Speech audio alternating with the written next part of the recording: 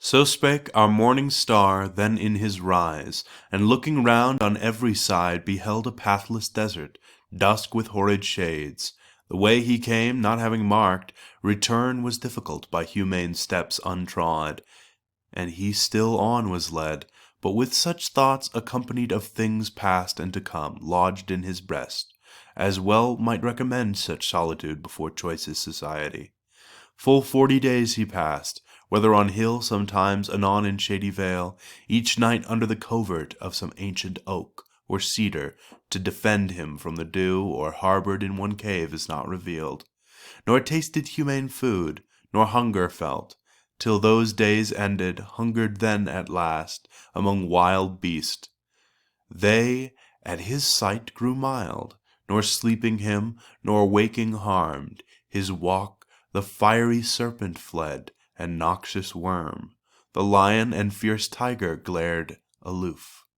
But now an aged man in rural weeds, following, as seemed the quest of some stray yew, or withered sticks to gather, which might serve against a winter's day, when winds blow keen, to warn him wet return from field at eve. He saw approach, who first with curious eye perused him, then with words thus uttered spake: Sir, what ill chance hath brought thee to this place, so far from path or road of men who pass in troop or caravan? For single none durst ever, who returned and dropped not here his carcass, pined with hunger and with drouth. I ask the rather, and the more admire, for that to me thou seem'st the man whom late our new baptizing prophet at the ford of Jordan honored so, and called thee Son of God. I saw and heard, for we sometimes who dwell this wild, constrained by want, come forth to town or village nighest is far, where aught we hear, and curious are to hear what happens new. Fame also finds us out. To whom the Son of God: Who brought me hither will bring me hence. No other guide I seek. By miracle he may, replied the swain. What other way I see not. For we here live on tough roots and stubs, to thirst inured more than the camel, and to drink go far, men to much misery and hardship born. But if thou be the Son of God, command that out of these hard stones be made thee bread. So shalt thou save thyself, and us relieve with food, whereof we wretched seldom taste. He ended, and the Son of God replied, Thinkest thou such force in bread? Is it not written, for I discern thee other than thou seem'st? Man lives not by bread only, but each word proceeding from the mouth of God, who fed our fathers here with manna. In the mount Moses was 40 days, nor eat, nor drank, and 40 days Eliah, without food, wandered this barren waste, the same I now. Why dost thou then suggest to me distrust, knowing who I am, as I know who thou art? Whom thus answered the arch-fiend, now undisguised: 'Tis true. I am that spirit unfortunate, who leagued with millions more in rash revolt, kept not my happy station, but was driven with them from bliss to the bottomless deep. Yet to that hideous place not so confined, by rigor unconniving, but that oft leaving my dolorous prison, I enjoy large liberty to round this globe of earth, or range in the air, nor from the heaven of heavens hath he excluded my resort sometimes. I came among the sons of God, when he gave up into my hands Uzzian Job, to prove him and illustrate his high worth. And when to all his angels he proposed to draw the proud king Ahab into fraud, that he might fall in Ramoth, they demurring, I undertook that office. And the tongues of all his flattering prophets glibbed with lies, to his destruction, as I had in charge. For what he bids I do, though I have lost much luster of my native brightness, lost to be beloved of God, I have not lost to love. At least contemplate and admire what I see excellent and good, or fair, or virtuous. I should so have lost all sense. What can be then less in me than desire to see thee and approach thee, whom I know declared the Son of God, to hear attent thy wisdom, and behold thy godlike deeds? Men generally think me much a foe to all mankind. Why should I? They to me never did wrong or violence. By them I lost not what I lost. Rather by them I gained what I have gained, and with them dwell co-partner in these regions of the world. If not disposer, lend them oft my aid, oft my advice, by presages and signs, and answers, oracles, portents, and dreams, whereby they may direct their future life. Envy, they say, excites me, thus to gain companions of my misery and woe. At first it may be, but long since with woe nearer acquainted, now I feel by proof that fellowship in pain divides not smart, nor lightens aught each man's peculiar load. Small consolation, then, were man adjoined. This wounds me most, what can it less, that man fallen, shall be restored. I nevermore.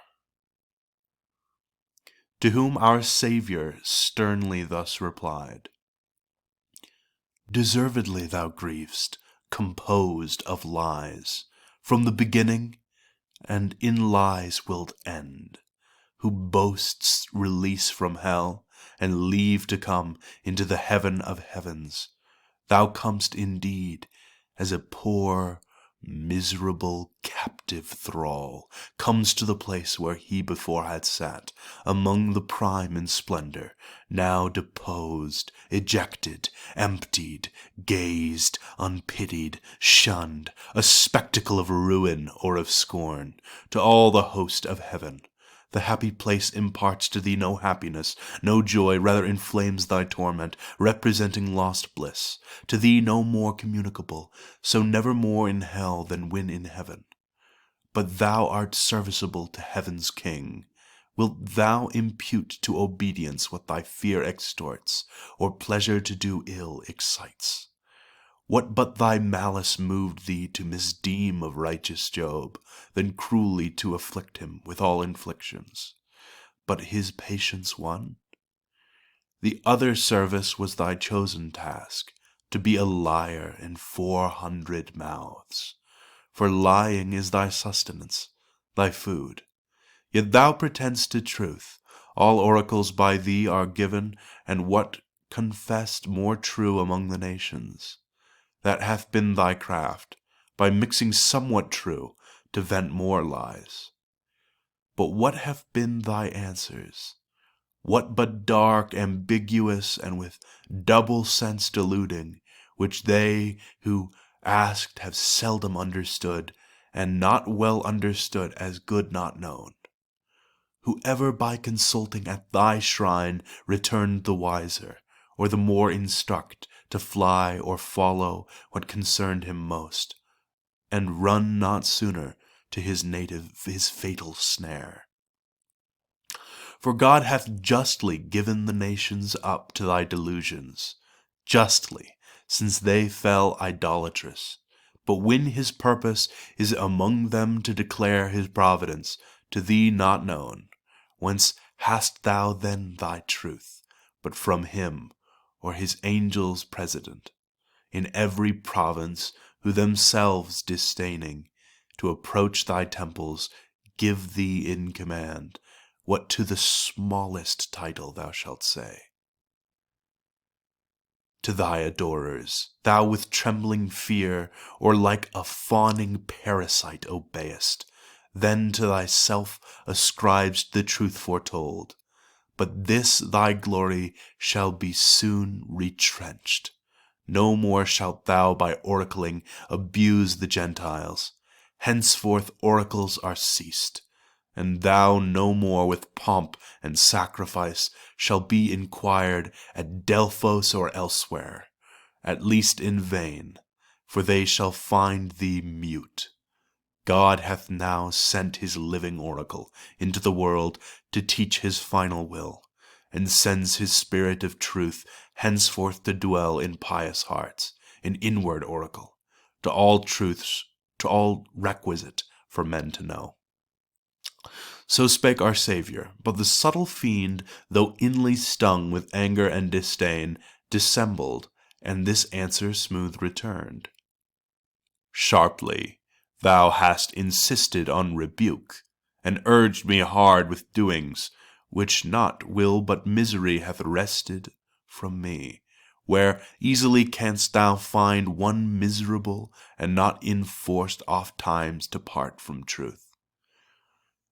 If it may stand him more instead to lie, say and unsay, feign, flatter, or abjure. But thou art placed above me, thou art Lord. From thee I can and must submiss endure, check or reproof, and glad to scape so quit.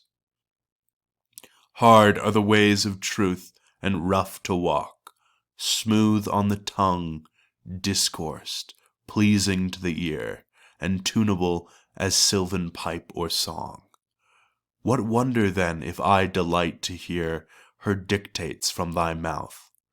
Most men admire virtue who follow not her lore. Permit me to hear thee when I come, since no man comes, and talk at least, though I despair to attain. Thy Father, who is holy, wise, and pure, suffers the hypocrite or atheist priest to tread his sacred courts, and minister about his altar, handling holy things, praying or vowing, and vouchsafed his voice to Balaam reprobate, a prophet yet inspired, disdain not such access to me, to whom our Saviour, with unaltered brow, thy coming hither, though I know thy scope, I bid not or forbid. Do as thou find'st. Permission from above thou canst not more. He added not, and Satan, bowing low, his grey dissimulation disappeared, into thin air diffused. For now began night with her sullen wing to double shade the desert. Fowls in their clay nests were couched, and now wild beasts came forth the woods to roam.